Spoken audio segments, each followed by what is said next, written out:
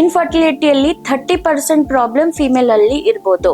ಇದು ಪ್ರಾಬ್ಲಮ್ಸ್ ಏನೇನ್ ಇರತ್ತೆ, ಏನೇನ್ ಆಗ್ಬೋದು ಫಿಮೇಲ್ ಅಲ್ಲಿ, ಅದರಿಂದ ಇನ್ಫರ್ಟಿಲಿಟಿ ಆಗತ್ತೆ, ಅದು ನಾನು ಇವತ್ತು ನಿಮ್ಗೆ ಡೀಟೇಲ್ ಆಗಿ ಎಕ್ಸ್ಪ್ಲೇನ್ ಮಾಡ್ತೀವಿ.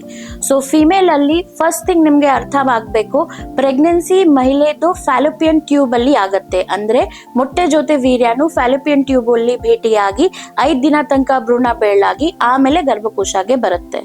ಗರ್ಭಕೋಶ ಅಲ್ಲಿ ಭ್ರೂಣ ಬಂದ್ಬಿಟ್ಟು ಗರ್ಭಕೋಶ ಲೈನಿಂಗ್ ಅಟ್ಯಾಚ್ ಆದ್ರೆ ಅದು ಮುಂದೆ ಬೆಳಕ್ಕೆ ಸ್ಟಾರ್ಟ್ ಆಗಿ ಮಗು ಆಕಾರ ತಗೊಂಡ್ಬಿಟ್ಟು 9ನೇ ತಿಂಗಳ ತನಕ ಪಾಪು ಶೇಪ್ ಬಂದ್ಬಿಟ್ಟು ಆಚೆ ಬರುತ್ತೆ. ಇದು ನಾರ್ಮಲ್ ಆಗಿ ಪ್ರೆಗ್ನೆನ್ಸಿ ಆಗೋಕೆ ಪ್ರಕ್ರಿಯೆ. ಸೊ ಏನೇನ್ ತೊಂದರೆ ಇರ್ಬೋದು ಫಿಮೇಲ್ ಅಲ್ಲಿ ಫಸ್ಟ್ ಗರ್ಭಕೋಶ ಅಲ್ಲಿ ತೊಂದರೆ ಇರ್ಬೋದು. ಅಂದ್ರೆ ಜನ್ಮ ಇಂದ ಮಹಿಳೆಗೆ ಗರ್ಭಕೋಶ ಅಲ್ಲಿ ಫಾರ್ಮೇಶನ್ ಡಿಫೆಕ್ಟ್ಸ್ ಅಥವಾ ಕಂಜನೈಟಲ್ ಅನಾಮಲಿ ಅಂತ ಹೇಳ್ತೀವಿ, ಅದು ಇರ್ಬೋದು. ಸೆಕೆಂಡ್ ಕಾರಣ ಗರ್ಭಕೋಶ ಲೈನಿಂಗ್ ಸರಿಯಾಗಿ ಬೆಳ್ತಾ ಇಲ್ಲ ಅಥವಾ ಪೀರಿಯಡ್ಸ್ ಅಲ್ಲಿ ಬ್ಲೀಡಿಂಗ್ ಕರೆಕ್ಟ್ ಆಗಿ ಬರ್ತಾ ಇಲ್ಲ, ಅದು ತೊಂದರೆ ಇರ್ಬೋದು.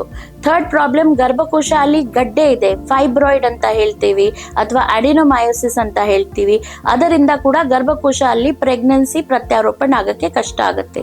ಸೊ ಒನ್ ರೀಸನ್ ಇಸ್ ಗರ್ಭಕೋಶ ಅಲ್ಲಿ ತೊಂದರೆ ಇದ್ರೆ ಪ್ರೆಗ್ನೆನ್ಸಿ ಆಗಕ್ಕೆ ಮತ್ತೆ ಪ್ರೆಗ್ನೆನ್ಸಿ ಕಂಟಿನ್ಯೂ ಆಗಕ್ಕೆ ಕಷ್ಟ ಆಗುತ್ತೆ ಅಥವಾ ಪದೇ ಪದೇ ಅಪಾರ್ಷನ್ ಆಗಕ್ಕೆ ರಿಸ್ಕ್ ಆಗುತ್ತೆ.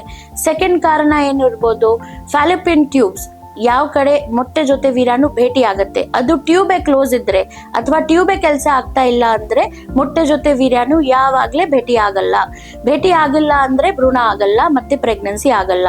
ಸೊ ಟ್ಯೂಬ್ ಓಪನ್ ಇರಬೇಕು, ಸರಿಯಾಗಿ ಕೆಲಸ ಆಗ್ಬೇಕು.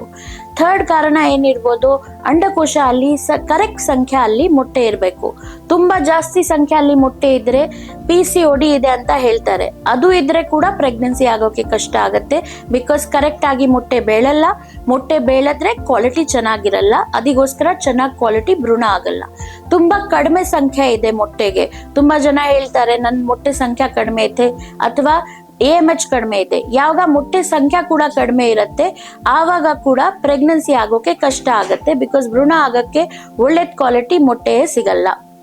ಥರ್ಡ್ ಕಾರಣ ಏನಿರ್ಬೋದು, ಇದು ಥರ್ಡ್ ಕಾರಣ ಆದ್ಮೇಲೆ 4ನೇ ಪ್ರಾಬ್ಲಮ್ ಏನಿರ್ಬೋದು, ಇದು ಎಲ್ಲ ಓವೇರಿಯನ್ ಪಿಟ್ಯುಟರಿ ಹೈಪೋಥಾಲಮಸ್ ಆಕ್ಸಿಸ್ ಏನಿರುತ್ತೆ, ಇದು ಆಕ್ಸಿಸ್ ಅಲ್ಲಿ ತೊಂದರೆ ಇದ್ರೆ ನಿಮ್ಗೆ ಸರಿಯಾಗಿ ಮೊಟ್ಟೆ ಬೆಳಲ್ಲ, ಸರಿಯಾಗಿ ಕರೆಕ್ಟ್ ಟೈಮ್ ಅಲ್ಲಿ ಮೊಟ್ಟೆ ರಿಲೀಸ್ ಆಗಲ್ಲ.